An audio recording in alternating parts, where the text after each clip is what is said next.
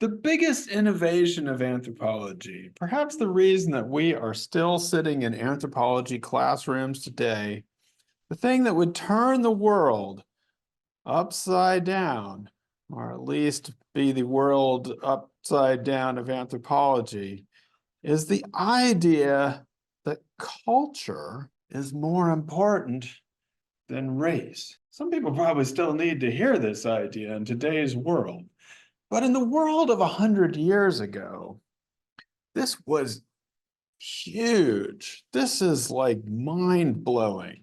This is very upsetting to people who believe that people's capacities, their capabilities, the things that the ordering of the world was based upon biology or race, or also maybe the physical environment, but that was perhaps less important than this idea that your customs, the things that were handed down, the things that you learned were more important than the things that you were born with or into. Now, if I were to ask you though, this question of what is culture, maybe that's an easier question. What would you say to that? That technically everything could be part of culture. So if I said history, what would you say? Could that be part of culture? If I said politics, what would you say? If I said economics, what would you say? Part of culture, right? Okay, on that we're good. So in anthropological terms, culture is all-encompassing, right? It's people's history, it's how they organize themselves, it's politics, it's economics. And as you go through Intro to Anthropology with me, which none of you did you? You did? You did. Okay, one of you did. If you go through that with me, there's this time when I tell them like the economic chapter in anthropology, and I say, most of you don't understand why you're studying this in anthropology because you don't think that anthropology covers that. And there's a reason that people don't think politics and economics or even history are part of anthropology or culture. One of the reasons is because anthropologists tended to then, as we talked about in the last section, they tended to focus on what the cultural logics of other peoples far out there, people who are labeled primitives or savages, the non-West. And so they were supposed to be explained not necessarily based on their history, not necessarily based on their politics, and not necessarily based on their economics, but cultural logic. And so Malinowski off there studying the Kula ring, or Marcel Mauss studying the gift economy.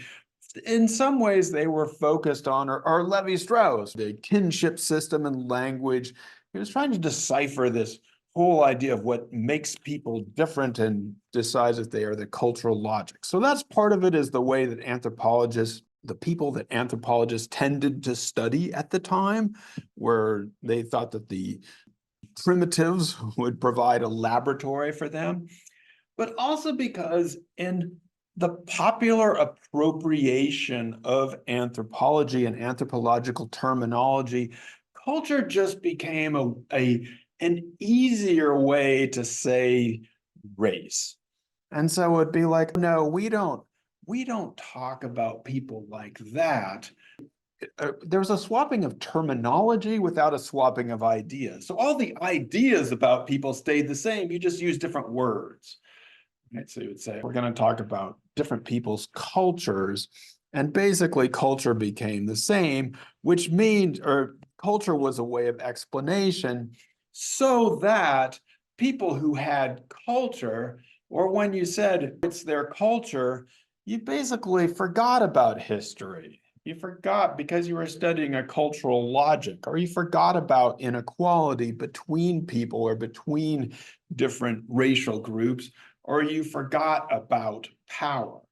And so in some ways, the emphasis on culture tended to get rid of, subsume these ideas of history, power, and inequality. So that in today's world, sometimes people use the phrase, it's their culture, and that means that they're not concerned with the historical interconnections. So This section, section 4, is called On History, Power, and Inequality, but it is in some ways a response to a frustration that was growing within anthropology about the ways in which people were using this term culture. Now, I want to start with the Eric Wolf piece, The World in 1400, the middle piece, which to me is perhaps the most, I don't know if I want to call it the most important. It was the most important to me growing up.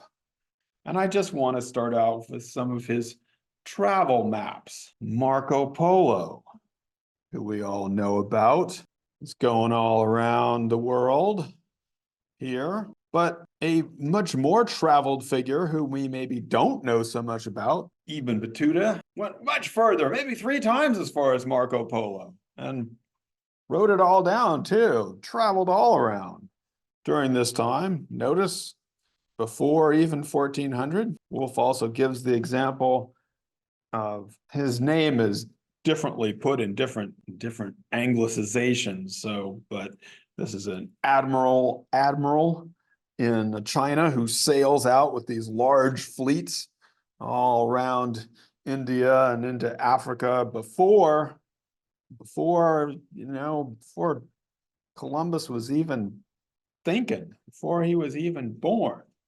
So we have these, Wolf begins with these maps, or he doesn't begin with maps, he begins with describing these travels, describing the routes of trade, the Silk Road, in a book that was extremely groundbreaking at the time. His book, this chapter comes to us from a book titled Europe and the People Without History. What is the point of this book? What is the point of all those maps and Silk Roads and stuff like that? The point of this whole thing, well, certainly of this chapter, and I think for me, the point of the book was that everywhere in this world of 1400s, populations existed in interconnections. And so it was an economic connection of trade, but it was also cultural interconnection. He talks about how they were groups that define themselves as culturally distinct, were linked by kinship or ceremonial allegiance, states expanded, these things, they were all interacting with each other. How about those isolated peoples, those people out there that anthropologists love to study, which are cut off and just in their own little bubble? At that time, the phenomenon, it didn't really last for very long. Yeah, he's basically saying that if there are any people who exist in isolation, it's temporary. They might get pushed to the edge of things, but actually there are no isolated people groups. There's no one who is truly isolated. So let's look at this quote. It's too long. It's a good quote. It's a crucial quote. Thus, the social scientist model of distinct and separate systems and of a timeless free contact ethnographic present does not adequately depict the situation before European expansion, much less can it comprehend the worldwide system of links that would be created by that expansion. So what Wolf is saying here is that there were never isolated peoples in the past. It's a world of interconnection, and that all of this happened before the Europeans colonized and drew this world together, and before there were any people who called themselves anthropologists and were going out and studying them. And so the major theme of this book is that Wolf is actually exploring the history of non-European peoples as they are then being in 1400 and then becoming incorporated into this system. And in fact, it should be titled the history of the world, almost, in terms of what he's trying to do is to actually describe the peoples outside of Europe and their historical approach. This book was published in 1982, so it's been a while. I remember reading this book for my first year of college in a spring seminar in 1989. 35 years ago. Blew my mind. I was like, whoa, this is awesome. So yes, for me, it's the most important book. The other thing about the book, though, that doesn't come up in this, but it actually is a huge grounding of the book, is that Wolff was trying to describe the world using the terms of a mode of production. And so drawing on Marx's terminology about different modes of production, I call it a Marxian approach as opposed to a Marxist approach, because he wasn't a doctrinaire Marxist in any sense of the world, but he was very concerned with the political economy and things we've read about as very important to understanding this world. One of his buddies in this, who always comes up, is the work of Sidney Mintz, with a book that came out in 1985 called Sweetness and Power. They were buddies and they went to graduate school together at Columbia in New York. They did field work together on a team for a project called The People of Puerto Rico. And although they wrote separately, they were interconnected.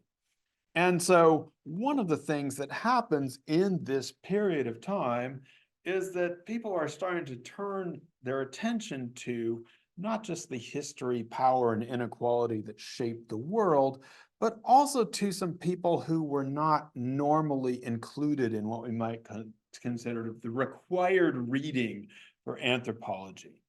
So I guess they weren't necessarily turning our attention to people we did read, like Zora Neale Hurston and Jomo Kenyatta, but they did bring back a couple people who, Fernando Ortiz, and to a certain extent, they were also influenced by W.E.B. Du Bois. I want to start with Fernando Ortiz and they give us a little section of Fernando Ortiz where he's basically talking about this word he wants to invent called transculturation to describe what happened in Cuba. This book was published in 1940, actually, but then went way out of print and then was revived later. If you look very carefully, you can see that it has a foreword by none other than Bronislaw Malinowski, who also, I think in Tori, your video that you said, Malinowski wrote the foreword to Jomo Kenyatta's book as well. So Malinowski's like all over the place. Although Malinowski doesn't get a good reputation for being this, he actually encouraged a lot of what we might call indigenous or native anthropology. And so there he is, promoting Fernando Ortiz. But what Ortiz is talking about here is how different populations came together in Cuba. And what he's objecting to is this notion that of acculturation, that they were all subsumed maybe into this European style worldview, which is what acculturation implies. And so by transculturation, he's trying to talk about how people have to give up the loss or uprooting of a previous culture, but also creating new cultural phenomena.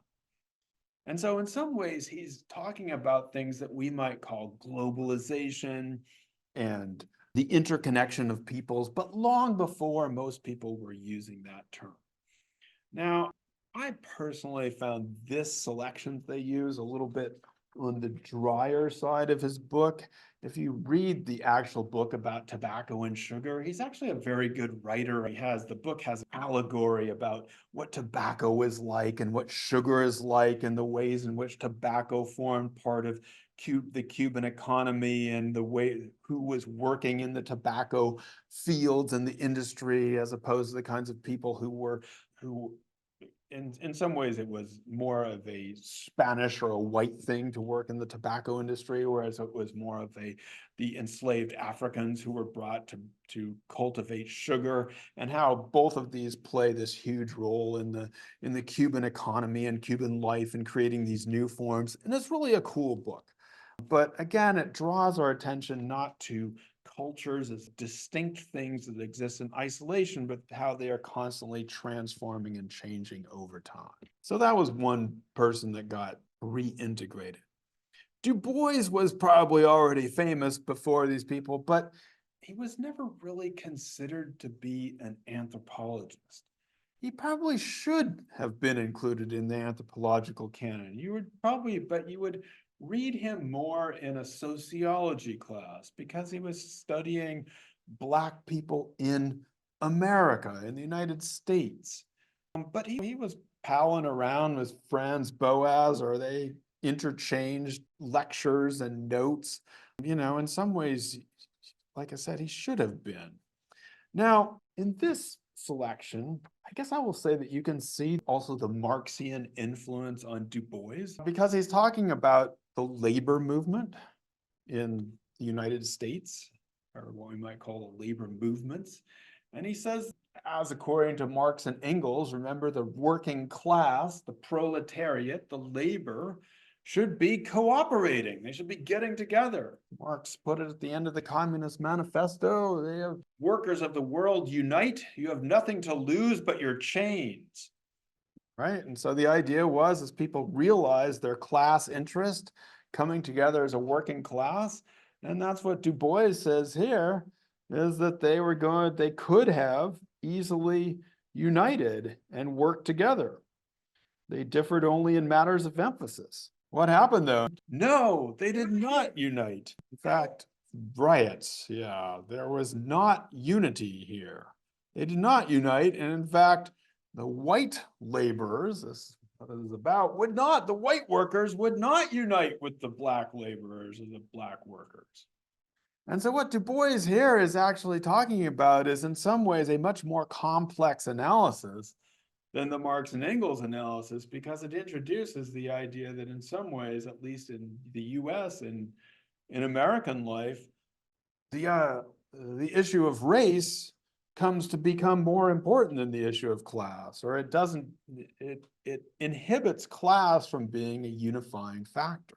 Now, Du Bois has some really interesting passages, part of which are his own and part of which are from others, By the way, what does he think of the southern whites here? He quotes someone else, Cairns, who calls it resolves itself into three classes, broadly distinguished from each other. He's talking about the South and connected by no common interest. The slaves, on whom devolves all the regular industry, the slave holders who reap all fruits, and an idle and lawless rabble who live dispersed over vast plains in a condition little removed from absolute barbarism. Which is pretty intense, man. They were basically describing the Southern whites as like barbaric rabble who couldn't be counted on for anything, which is, like I said, pretty intense description. He also describes the European immigrants, the white laborers, who basically didn't want to join with the working class because they thought they were going to become capitalists. Or as he calls them, the petty bourgeoisie, but in other places there, you might refer to them as the little bourgeoisie. They want to own their own shops. And so they don't want to unite with the mass of laborers because they think they've come here to get away from. They say the successful, well-paid American laboring class formed because of its property and ideals, a petty bourgeoisie, ready always to join capital in exploiting common labor.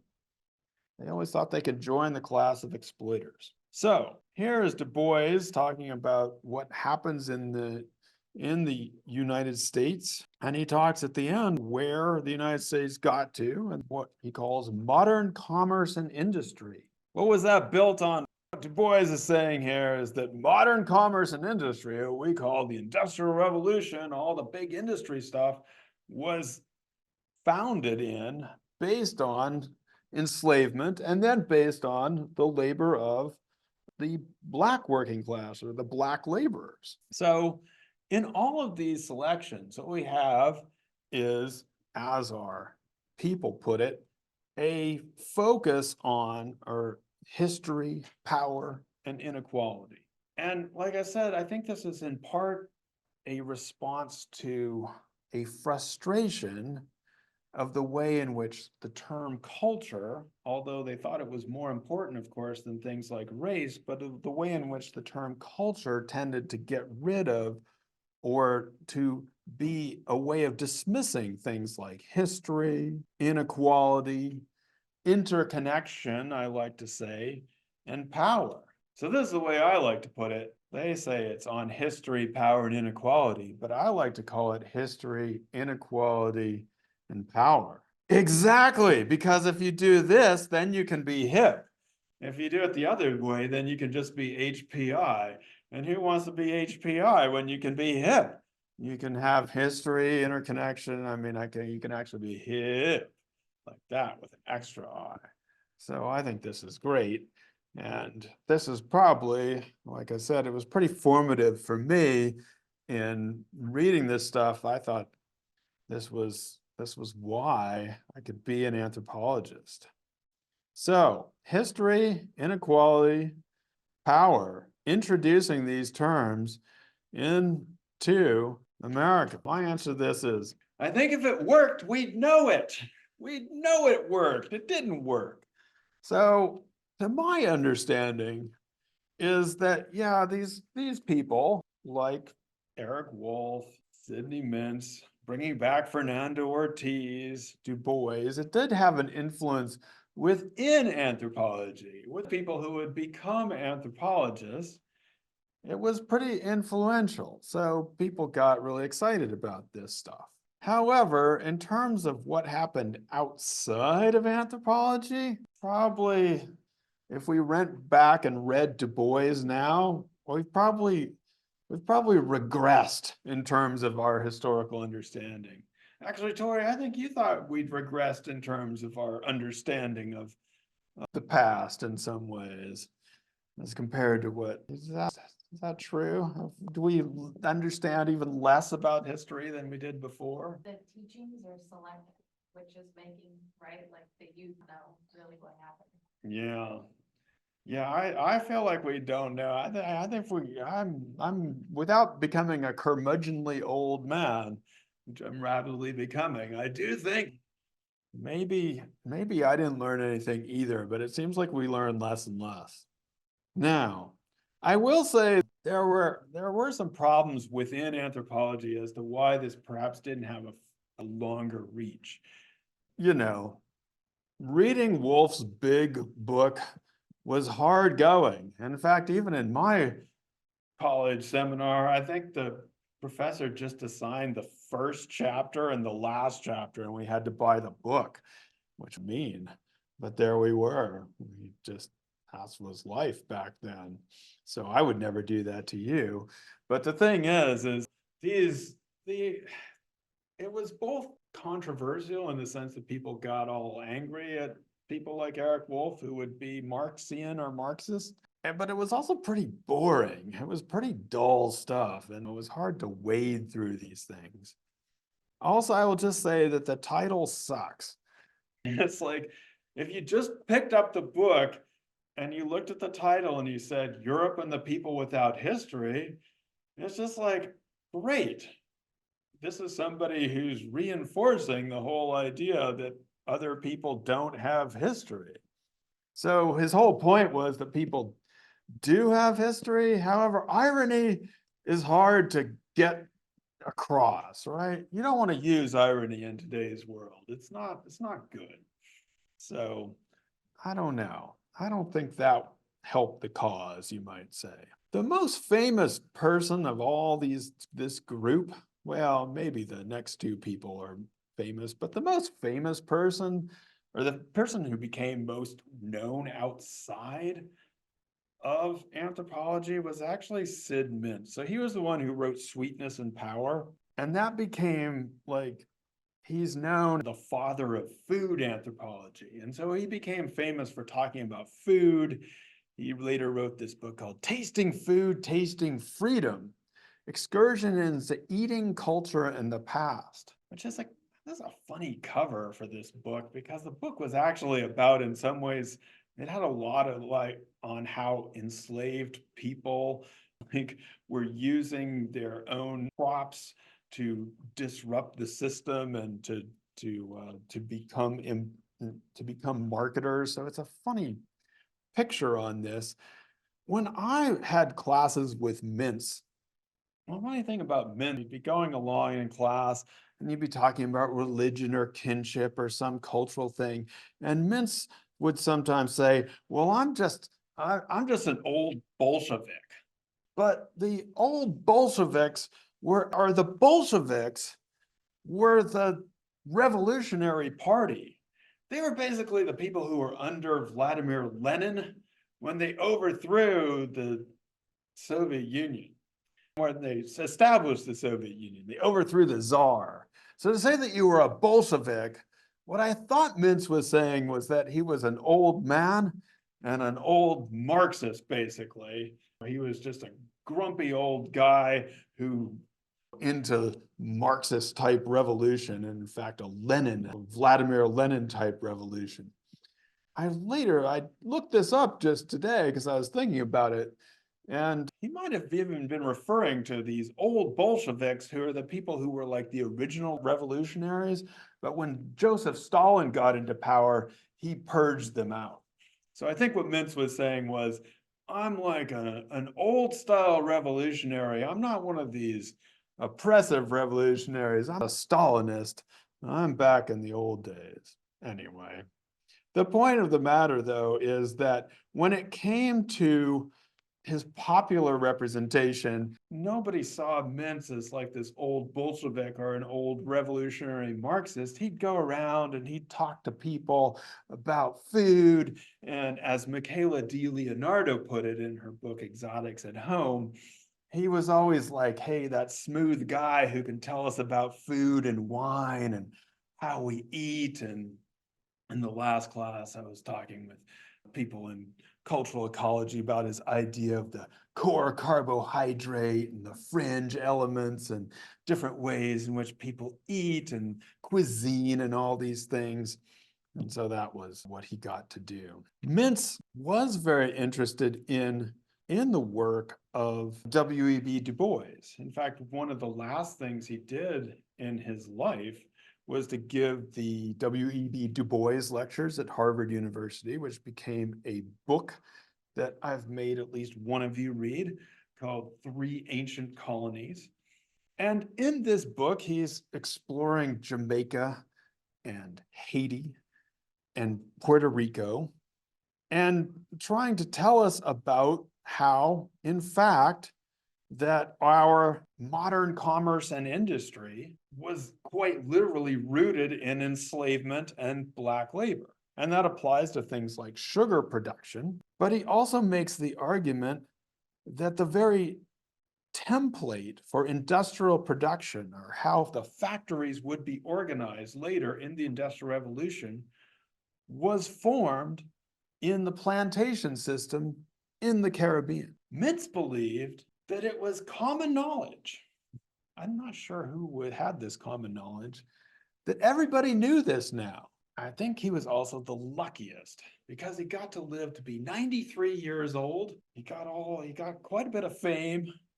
And then he died in 2015, which in some ways, if you were 93 years old and an academic who'd been able to promote these ideas, 2015 was a good time to die. Why? If he had been like 60, I would have said that was sad.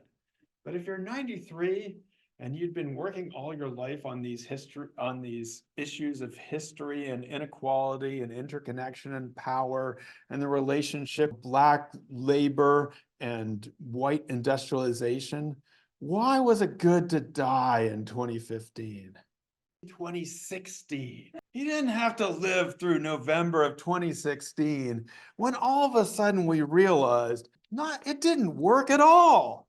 We have a whole country full of people who believe that the white people are the ones who are suffering and that they are disadvantaged and that Black people have all the advantages. And I mean, he didn't have to live through that.